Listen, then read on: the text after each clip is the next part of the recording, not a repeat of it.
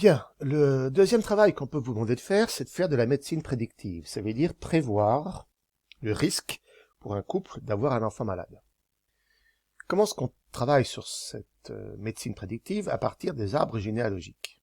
Vous avez ici l'exemple d'une famille dans laquelle on va trouver de génération en génération des individus touchés par la mucoviscidose. Vous avez ici un arbre généalogique. Alors l'arbre généalogique, comment est-ce qu'il est fait? 3 générations en chiffres romains, à chaque génération différents individus en chiffres arabes, les garçons en carré, les filles en rond, lorsque le trait est horizontal c'est un couple, et le couple a une descendance très verticale.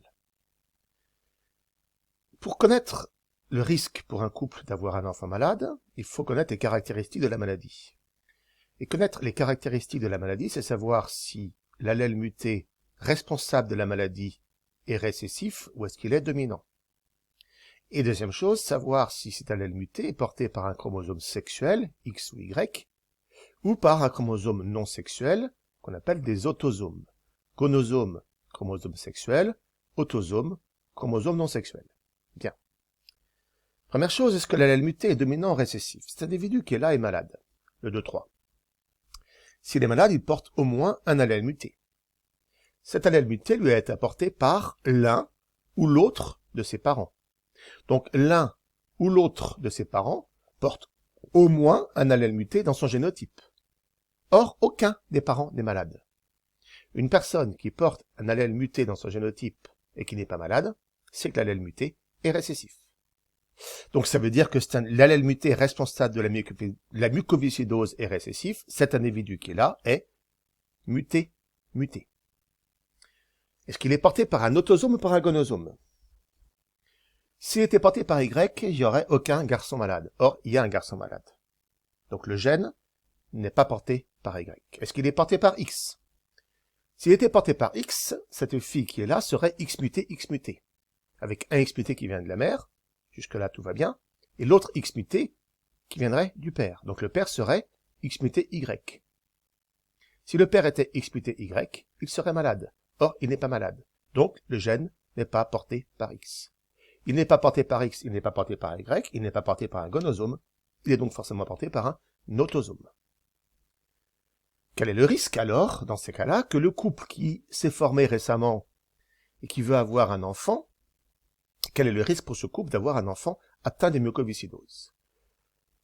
Un couple, pour que son enfant soit atteint de mucoviscidose, alors qu'il n'est pas malade lui-même, c'est que forcément j'ai un individu qui est normal muté, l'autre qui est normal muté. Lorsque deux individus normal mutés ont un enfant, chacun apporte comme gamète 50% de gamètes possédant l'allèle normal, 50% de gamètes possédant l'allèle muté. Il y a un risque sur 4 qu'un couple hétérozygote ait un enfant malade.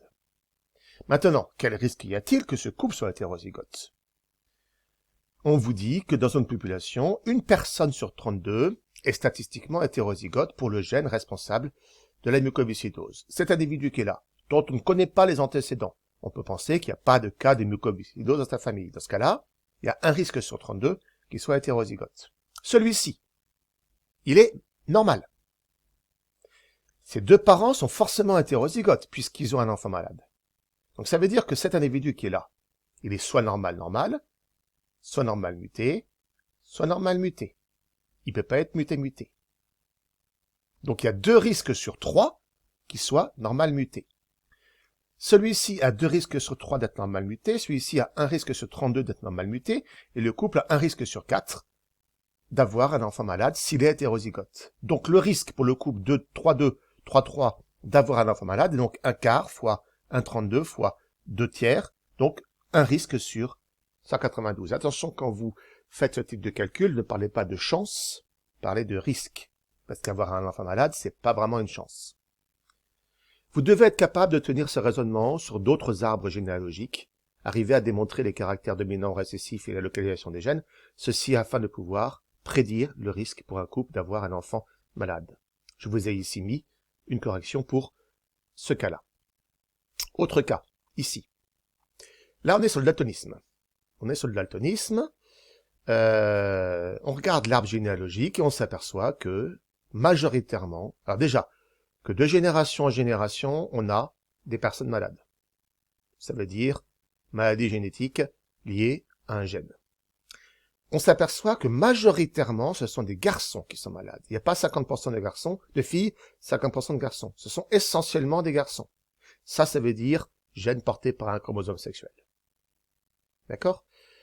Alors, gène porté par un chromosome sexuel, est-ce que ce gène est dominant ou récessif? J'ai ici des enfants qui sont malades. Ils portent au moins un allèle muté, qui vient des parents. Or, aucun des parents n'est malade, donc l'allèle est récessif. Est-ce qu'il est porté par Y? Non, sinon j'aurais des filles malades. Comme ici. Sinon, je n'aurais pas de fille malade. Or, j'ai une fille malade. Est-ce qu'il est porté par X? Il est muté. D'accord? Il est muté. Donc, c'est ici. Cet homme est X muté Y. Cette femme, cet homme qui est là est X muté Y. Le Y viendrait du père, le X muté de la mère. Ça marche. Et pour tous les cas, ça marcherait. Là, j'ai une fille. Si c'est porté par X, elle serait X muté, X muté. Donc ici, l'homme serait X muté Y, la femme n'est pas malade, donc elle serait X muté, X normal, avec un allèle muté récessif.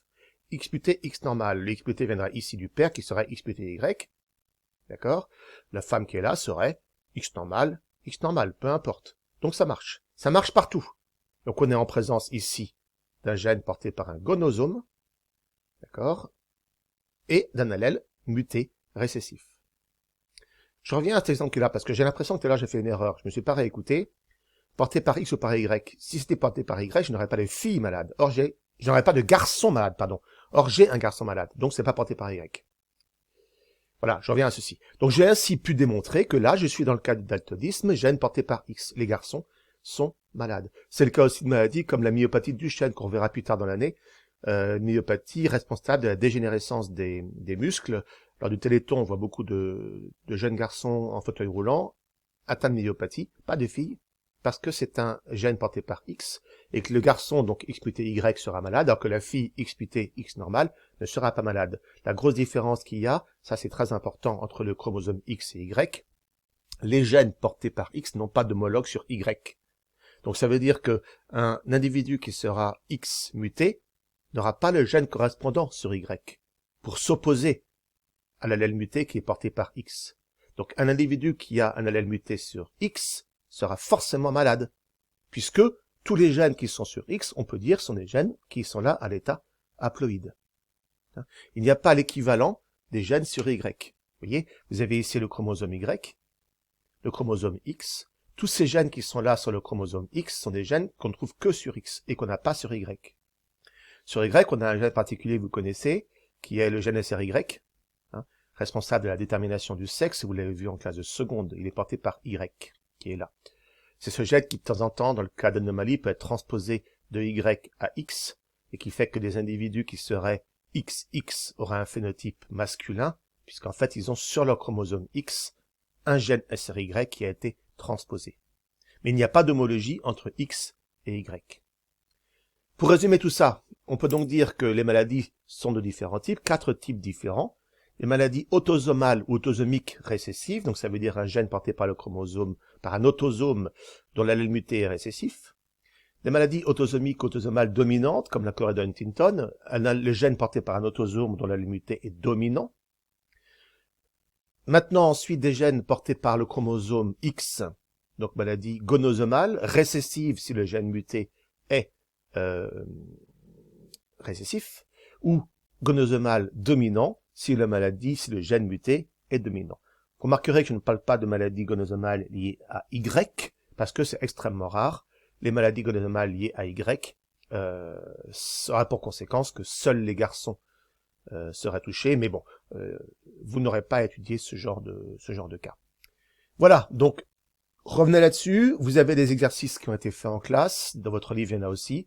Vous devez être capable d'étudier des arbres généalogiques et à partir de l'étude de ces arbres généalogiques, d'établir déjà les caractéristiques de la maladie et ensuite d'établir un diagnostic pour un couple qui attendrait un enfant. Voilà.